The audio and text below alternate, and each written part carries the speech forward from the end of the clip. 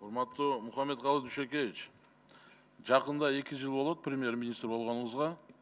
Бир да жолу мен сизге кирип, бирдеме суранган эмесмин, туурабы? Себеби жумушуңуз көп, кирип ашыкча бир тоскоол болбойм деген ойдо мен бир да сизге кирген эмесмин, чалган да эмесмин. Андай кылганымдын себеби кол астыңызда мамлекеттик органдардын жетекчилери иштейт. Биз аларга кайрылабыз. Мамлекеттик органдын жетекчиси сөз бергенде ошо сөзүндө туруш керекпи? Бул сизге суроо. Туруш керек. Да. Эгерде жасай албаса, ал сөздү бербеш керек. Себеби кол астыңызда иштеген жетекчилердин кол астында 1000 деген кызматкерлер бар. Мисалы, аргументированный жооп, положительный болобу, отрицательный болобу, мен аны сый менен кабыл алам.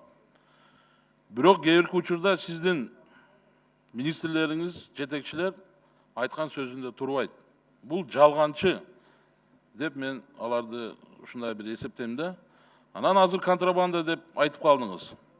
Жакында 1 жыл болот. Мына чек ара кызматынын жетекчиси отурат, ошо кызматкерлерге рахмат, эгерде алар кармабаганда контрабанда кетет эле.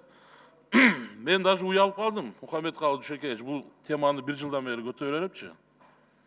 1500дөн ашык эшектин териси кармалат нарында. Ага документтерди артыңызда отурган ветеринарный кызматтын жетекчиси Жумаканов даярдап берет.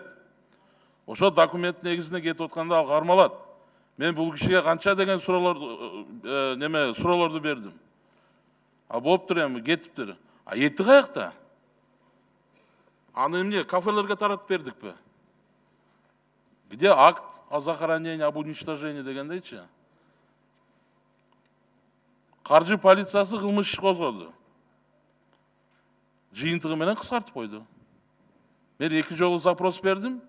Орун басар Жамгырчиев деген бар экен. Мага мындай жооп берип койду да, козголду, анан кыскартылды деп. Мухаммедкалы Дүйшөкеевич, мен 14 жыл андай маалыматтарды жазып жүргөм да, мени алдай албайт да. Эми жыйынтыгында убакыт кетип атабы? 1 ай күтөм мен ал жоопту. Мына жакында 1 жыл болот.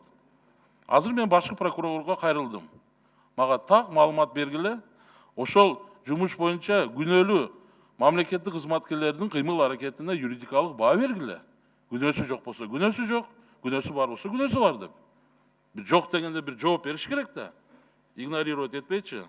Анан эми мады боюнча мына таза суу канча? Мына президентибиз баягы сиздердин стратегияңар боюнча таза суу менен камсыз кылабыз дейт. Мадыдагы таза суу кеткен турбалар бүгүнкү күндө ачык. 10 000 сом кетет ошону жаап койгонго. Канчадан бери